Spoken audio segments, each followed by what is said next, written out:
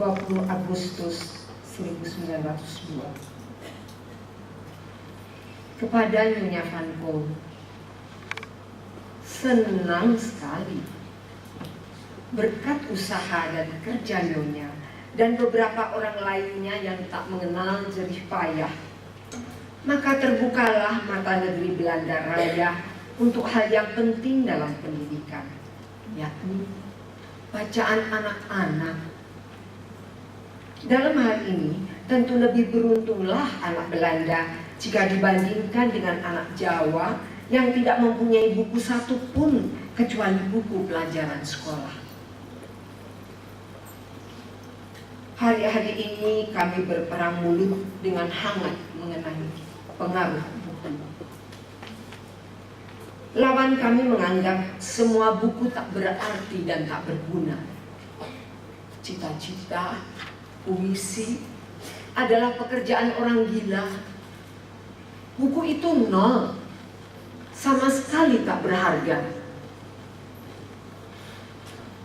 Betapa terharunya kami waktu pagi harinya membuka majalah Amsterdamer, membaca karangan Nyonya yang bagus tentang pengaruh buku.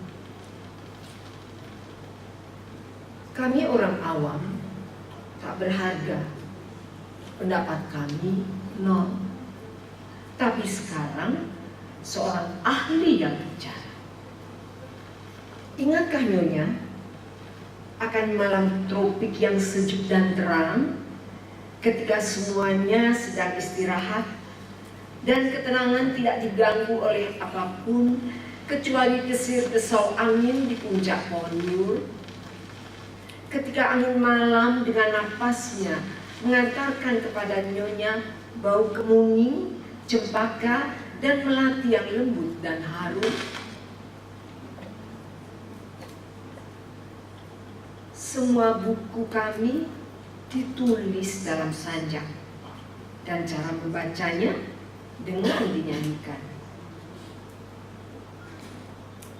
Waktu yang paling nikmat ketika melepaskan lelah setelah seharian kerja. Orang Jawa mencari hiburan dalam nyanyian, melupakan semua kesukaran hidupnya, meresapi sepenuhnya kehidupan masa silam yang indah yang dinyanyikannya. Nyanyian itulah yang mengantarkan jiwanya kepada masa lampau yang gemilang.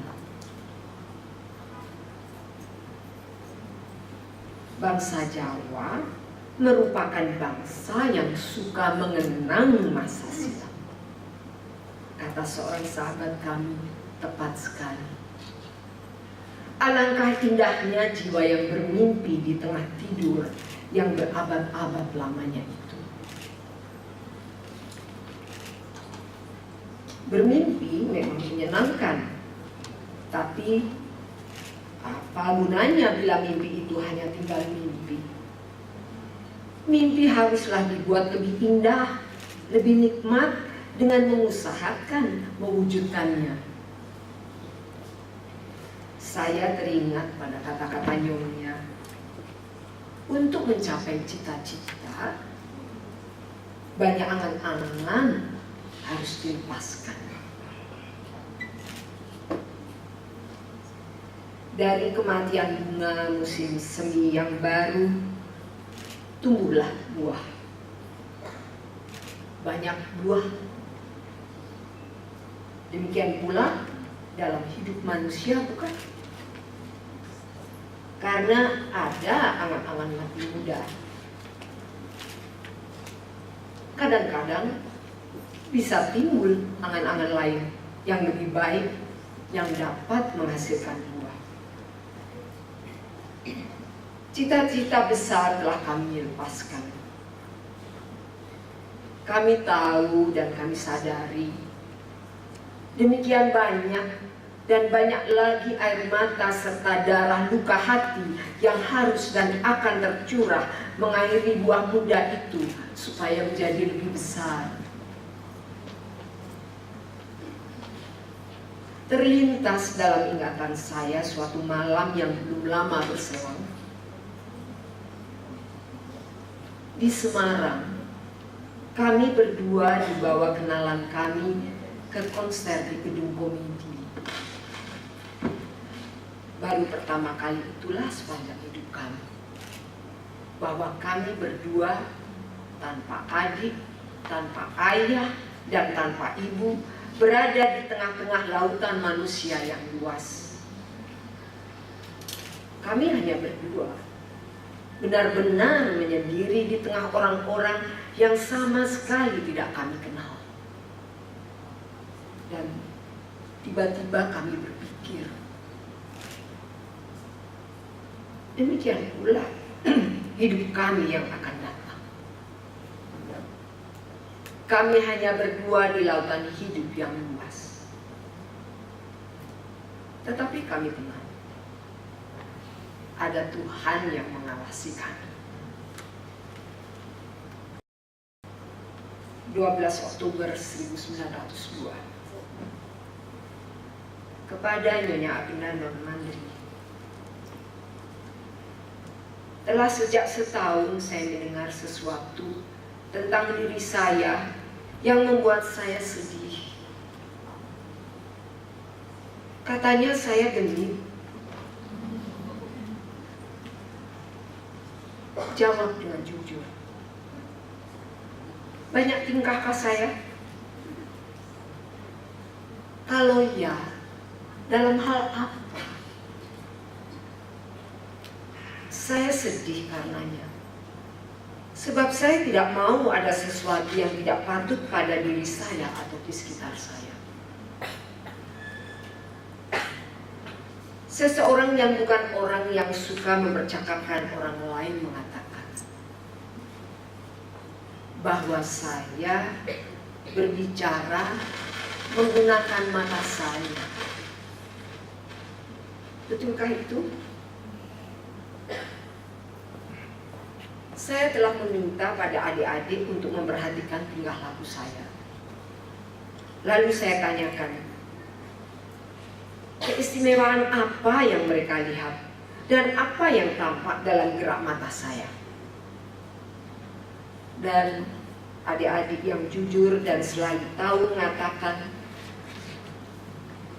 bahwa mata saya bersinar-sinar apabila saya banyak berbicara dengan siapapun. Percayalah bahwa hal itu saya perbuat tidak dengan sengaja. Dan saya tidak pernah memikirkan dengan apapun untuk menarik perhatian. Dan kalau saya berbuat sesuatu seperti yang mereka tafsirkan, hal itu saya perbuat tanpa sadar. Rasanya aneh jika orang yang selama ini mengira sebagai gadis yang serius dan baik-baik, lalu sekonyong-konyong mendengar bahwa ia makhluk yang banyak tingkah. Saya tercengang, lalu menjadi sedih seketika itu. Orang ingin agar saya menundukkan mata dengan susila. Saya tidak mau. Saya ingin melihat orang-orang di dalam matanya, tidak menundukkan mata untuk mereka, juga tidak menatap kepada matanya. Nyonya sudah tahu betapa selama ini kami tak menghiraukan apa yang dikatakan orang. Tetapi dalam hal ini, orang tidak boleh dan jangan sekali-sekali mengatakan, nah begitulah jadinya kalau anak-anak perempuan mendapat didikan Eropa. Pandangan seperti itu akan mengakibatkan kerugian yang tak terhingga. Faktanya, dalam suka dan duka kami selalu bersama bangsa Eropa. Apa yang saya perbuat sekarang? Tidakkah orang-orang Eropa turut menghayati perasaan kehidupan jiwa kami yang sedalam-dalamnya? orang dapat merampas banyak dari kami. Ya, semuanya. Tapi jangan dengar saya. Ini tetap milik saya. Dan saya akan berlatih dengan rajin menggunakan senjata itu. Janganlah kami terlalu banyak diusik, sebab kesabaran yang sesabar-sabarnya akhirnya akan habis juga. Oleh karena itu, kami akan menggunakan senjata itu. Walaupun kami sendiri akan terluka karenanya.